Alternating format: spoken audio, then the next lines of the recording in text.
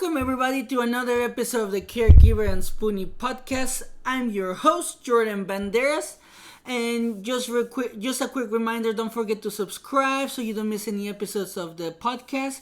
And also, just a real quick thank you for all the emails, all the support, all the new supporters that we've been getting on the page and on the community. I appreciate it. I love you guys. I love to hear from you, and thank you for all your emails.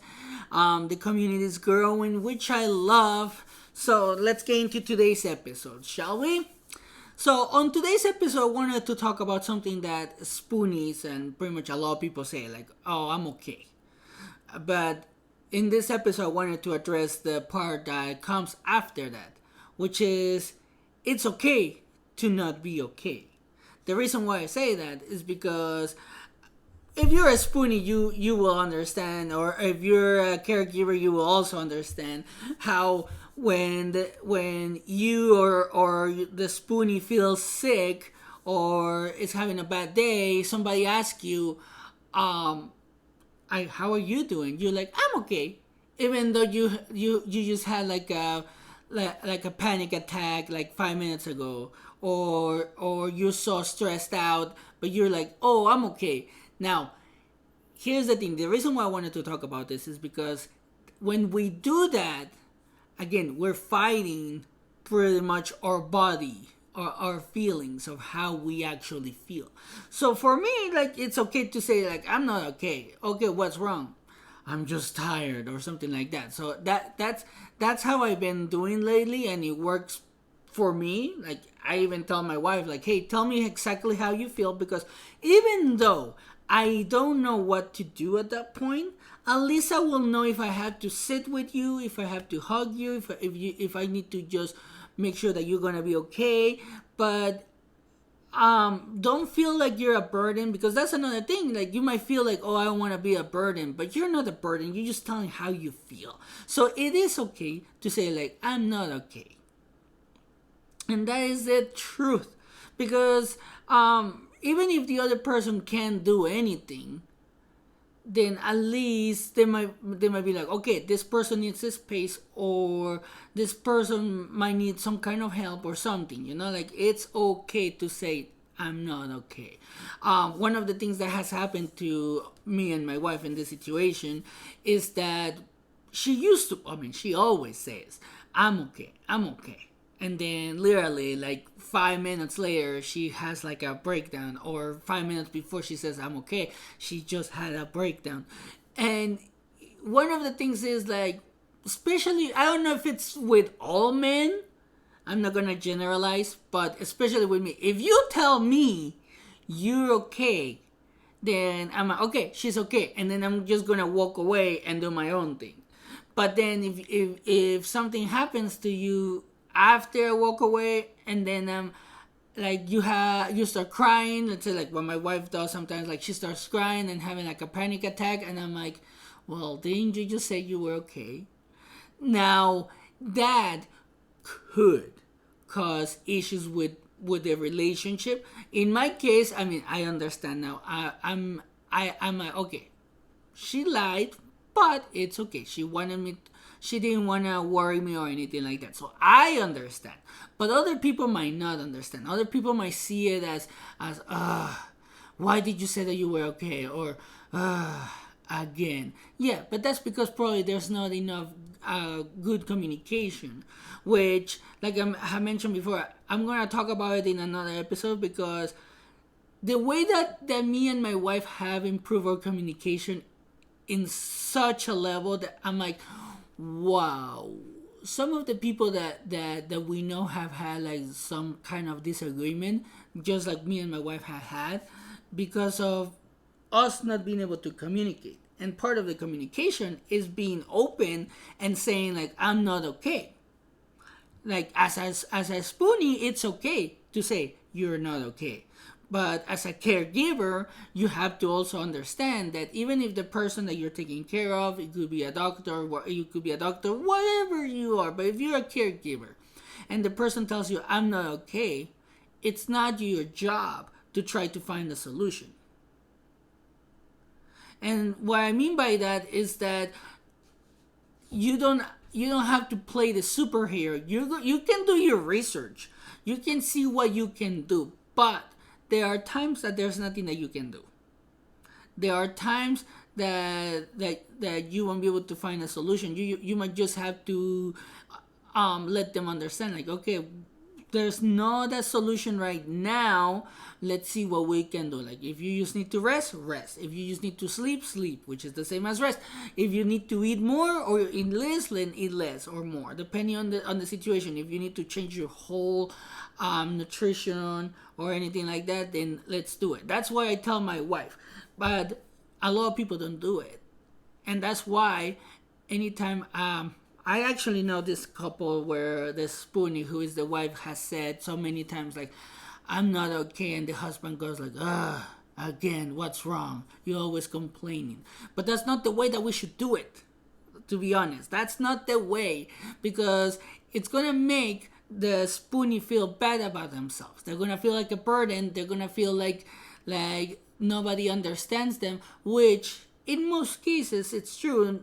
There's not a lot of people that can understand what you're going through, but as long as you understand what you're going through and you can actually say, like, this is what I'm going through and this is what I feel, then it's okay to say, I'm not okay.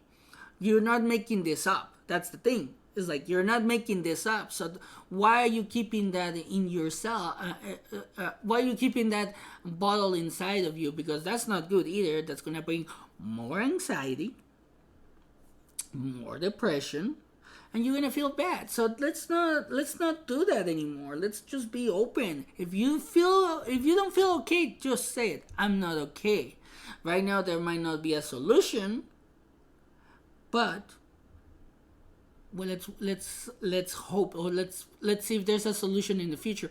And also, one of the things that this is going to do, and like I said, this is just pure psychology and everything that I've been reading and researching. When you say that you're not okay, one of the things that, in my case, if I feel that I'm not okay, I say, okay, I'm not okay. What exactly is going on? And I try to find the problem.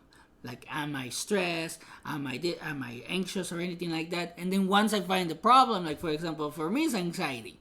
Like, I've been anxious lately. So it's like, I've been anxious, so I'm like, okay, I'm not okay. What's going on? How come I don't feel okay? Okay, I feel anxious. Okay, what's causing the anxiety?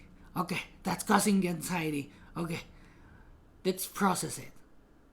It's not worth it to be anxious about that. That's pretty much me. For you, it could be different. For you, it could be completely different, but that's just how I do. I'm just giving you an example. So that's how I do it.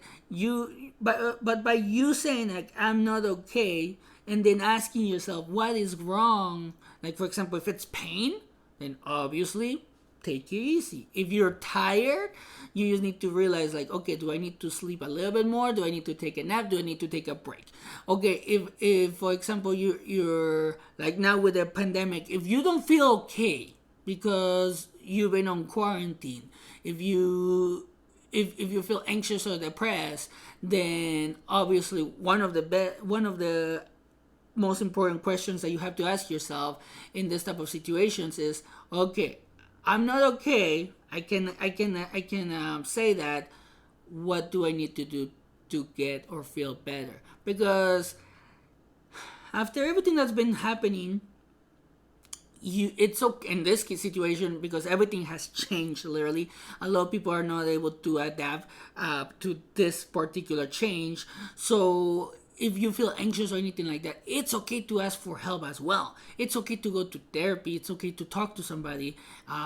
There are apps that can get you connected with a therapist now, and you can even do it through text now, I believe, something like that. So it's okay to not be okay. Don't hide it, because if you hide it, you might not find some of the answers that you need. That's what I've been.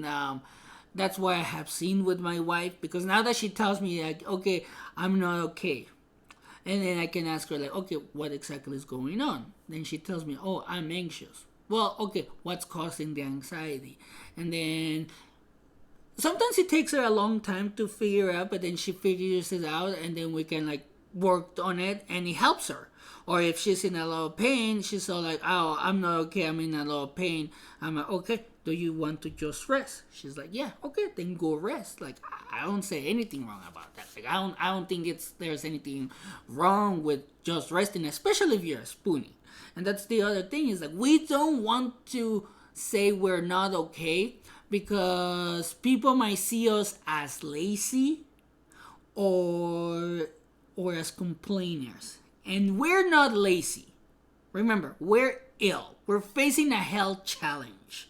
Not a lot of people are going to understand, which is fine. That's on them. Not a lot of people are going to understand that. Not a lot of people are going to see your pain. Not a lot of people are going to see your anxiety. They don't know what's going on in your mind, literally, or in your body. So why care about what other people say? You know what I'm saying? Like, don't give a crap about what anybody says. If somebody makes faces, if somebody gives you that look that again you're saying you're not okay, it's okay. They don't understand. Just see it as they don't understand.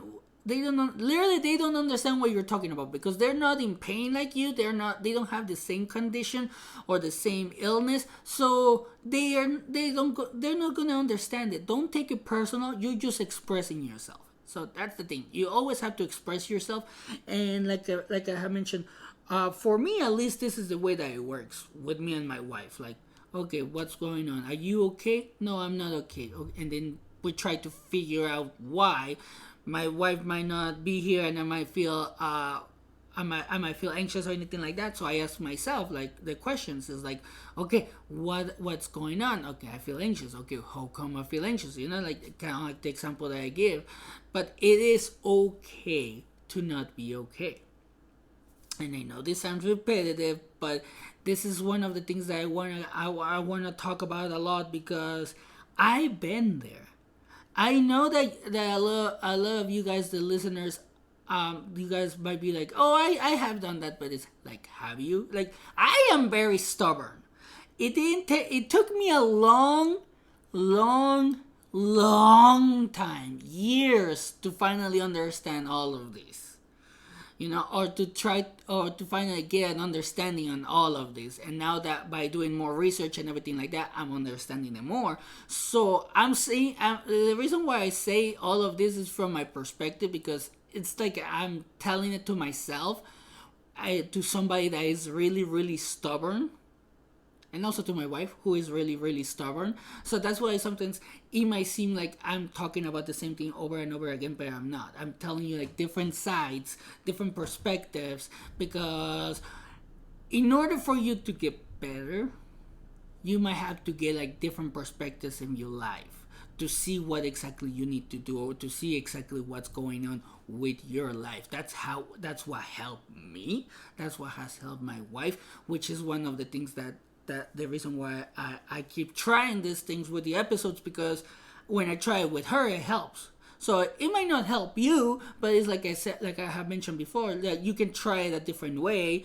Like you might get this as a kind of like an idea, and then you might try it a different way, and then you might want to share that idea with us. That way, somebody else might try it, and that's how we help each other. So in that situation, that's what I wanted to talk about. And remember, it's okay to not be okay. Don't feel ashamed. Don't feel ashamed. Never feel ashamed about that. And if nobody understands, then that's fine. All right. So that's what I wanted to talk about today and today's episode. Hope you're enjoying the episode, and thank you for your time. Thank you for all your support. Don't forget to share, like, subscribe. You can follow us on Facebook, Instagram, TikTok. And also, if you want to share your story anonymously, you can send it at the Caregiver and Spoonie at gmail.com.